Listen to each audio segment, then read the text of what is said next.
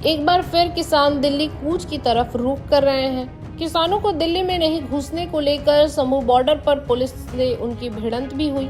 हाल ही के वर्षों में यह दूसरी बार है जब किसानों ने केंद्र सरकार के खिलाफ हल्ला बोला। न्यूनतम समर्थन मूल्य एक ऐसा शब्द है जो एक बार फिर से सुर्खियों में बना हुआ है।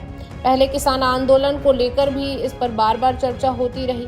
किसान मांग कर रहे हैं कि एमएसपी को लेकर सरकार कानून बनाए, यानी अनिवार्य कर दे। अभी कृषि लागत एवं मूल्य आयोग यानी सीएसीपी के सिफारिश पर सरकार 23 फसलों के लिए एमएसपी की घोषणा करती, जिनमें से 7 अनाज धान, गेहूं, मक्का, बाजरा, ज्वार, रागी और जौ है।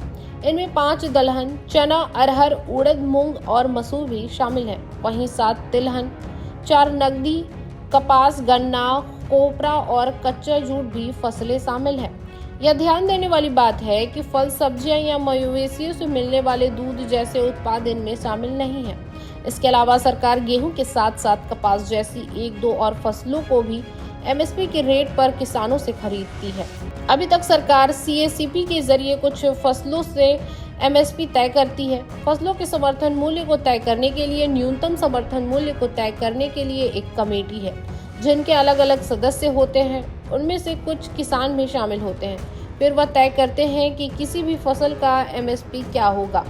हालांकि जानकारों का कहना है कि जिस एमएसपी को लेकर किसान आंदोलन कर रहे हैं, उससे उनका भला ज्यादा नहीं होगा, बल्कि किसानों के लिए केंद्र और राज्य सरकारों को एक ऐसा सिस्टम बनाना चाहिए जिसके जरिए किसान न्यूनतम समर्थन मूल्य के सहारे न रहकर अधिकतम समर्थन मूल्य की ओर खुद फोकस करे।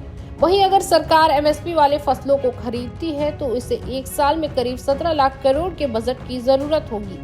एमएसपी यानी न्यूनतम समर्थन मूल्य वह मिनिमम रेट होता है जिस पर सरकार किसानों से अनाज खरीदती है।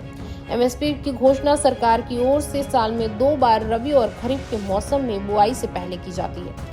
इसके पीछे मकसद होता है कि किसानों को जिन फसलों और एमएसपी दी जा रही है उनके उत्पादन के लिए प्रोत्साहन मिले और किसानों को अनाज में कम से कम एमएसपी रेट पर बिके ताकि उनके उपज का सही मूल्य मिले।